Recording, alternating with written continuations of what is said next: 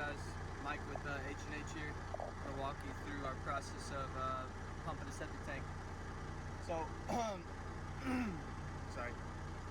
I already talked to the customer. He showed me where everything was, which is like right out here, about 50 foot or so. So I'm going to show you how we go about it. So we usually get our trucks backed up, you know, about as close as possible, but like on the driveway still. We like to stay on solid ground so we don't get stuck, unless it's like real dry. So next step, I got the lids on covered. There's a little bit of dirt on them. Wasn't bad. So I'm gonna drag some hose. So I'll show you how we do that. All right, here we go. Hope that's good. Safety first. God damn, this thing's on the hill. I'm not actually this short. It's just a hill right here.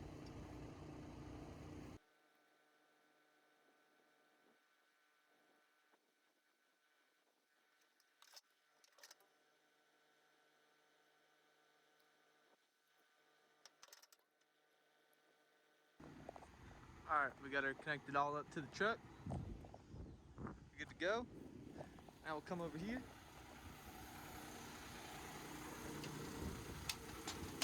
This is our pump.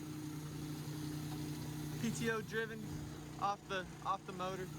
So make sure it's in vacuum mode. This is neutral. This is like nothing. You got your pressure side. So on the vacuum, kick our pump on. And this is how we idle our pump up.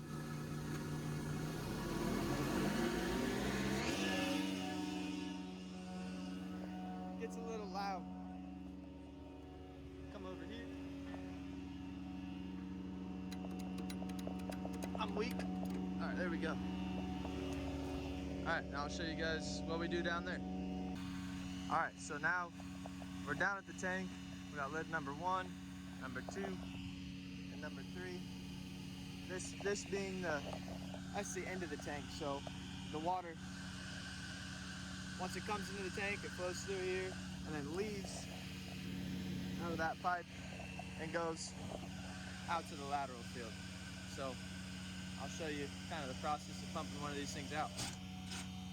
So here, you can kind of see all this nasty stuff on top is what we call a scum layer. So it's like your fats, oils, greases, toilet paper, anything that floats on top of water basically is gonna form a little layer on the top, and that's what this nasty stuff is.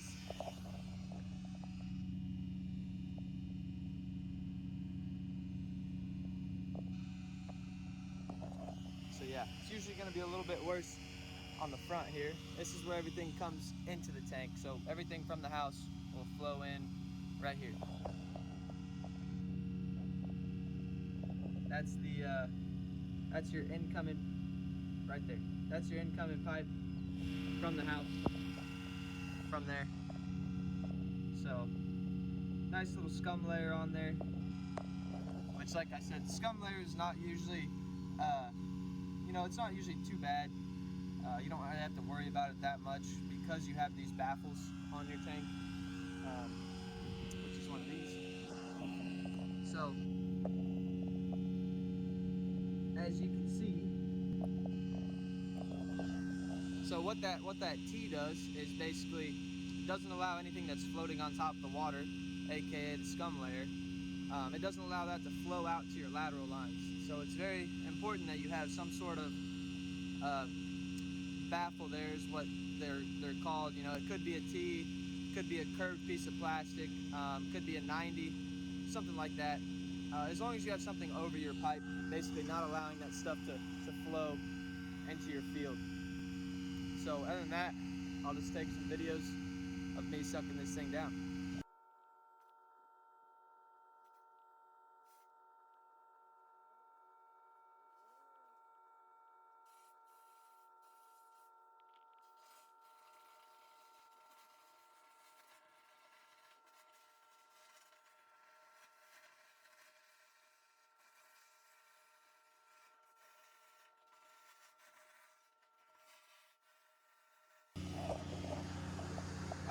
you guys enjoyed that one.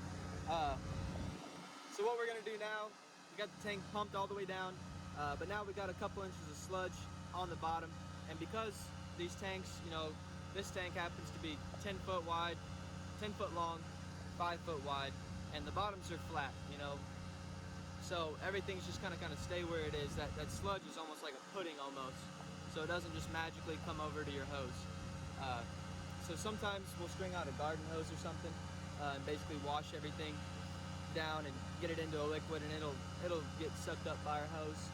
But because there's no water close to me, I'll show you what we do. It's called back flushing. So basically I will kill the vacuum on my truck and let the water run back into the tank, and it'll kind of mix up all that sludge that's on the bottom, and then I'll suck it out again. And sometimes you'll back flush one time, sometimes you'll back flush 3 times, whatever it takes to get the tank clean.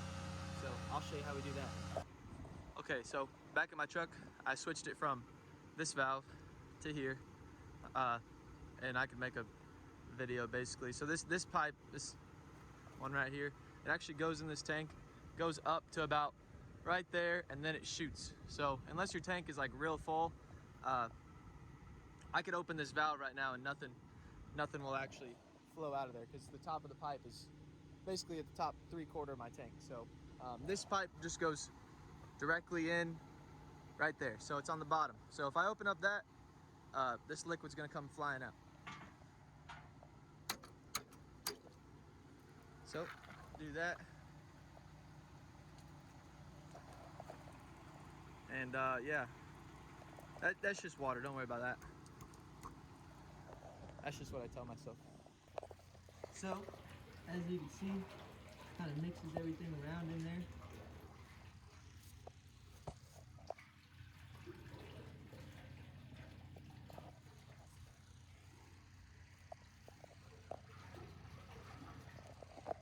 And so yeah, sometimes, you know, I have my hose kind of pointed towards the front.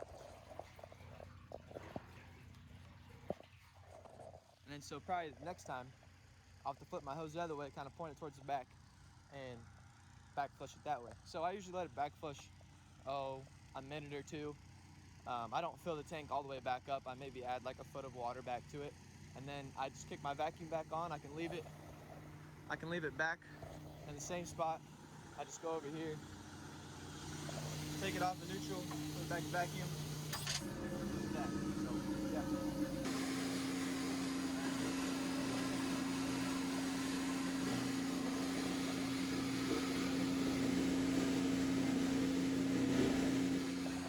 So, as you can see, it does a pretty good job. Kind of mixes everything, kind of mixes all those solids up back into like a liquidish, and then we just suck it back out.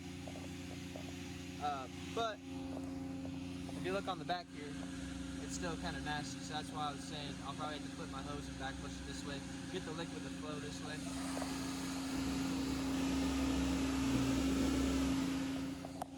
There's still a couple inches over there. So basically I'll just take my hose and I'll just get it facing that way, and I'll do the same thing again.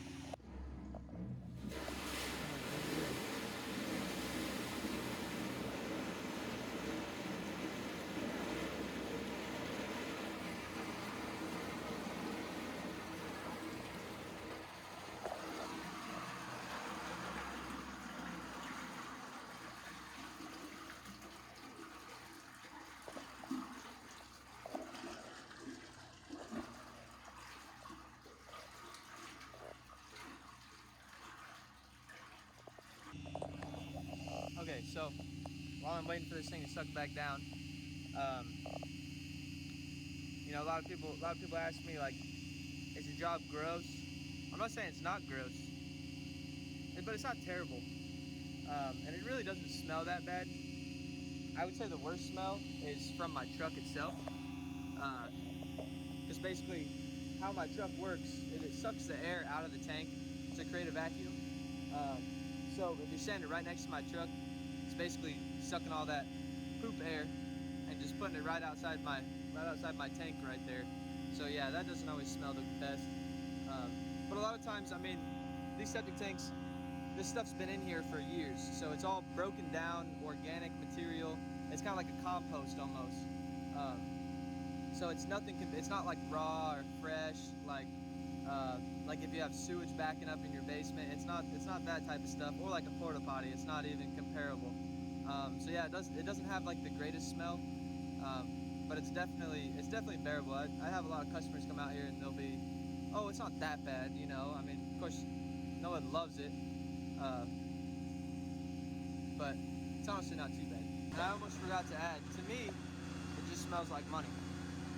Okay, so now that we got this tank all cleaned out,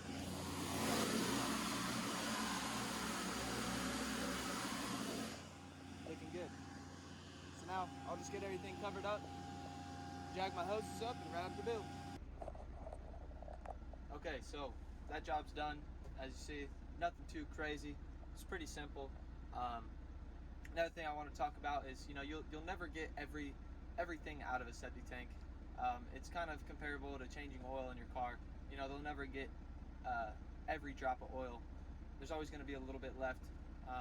You know, sometimes you'll leave about like a 1/4 inch on the bottom of your tank, and that's just because, you know, being it is usually like the smallest tank is usually like a 9 by 5, and so you can never get everything sucked up off that floor. But really, in all reality, it comes out to like 10 gallons being on the floor of your septic tank, which is pretty minuscule compared to the 1,000 gallons that it holds. But yeah, other than that, I'm sure I forgot to show something or talk about something. I mean, I could talk about it forever. I just had to show you kind of like the basics. But yeah, I hope you enjoyed that.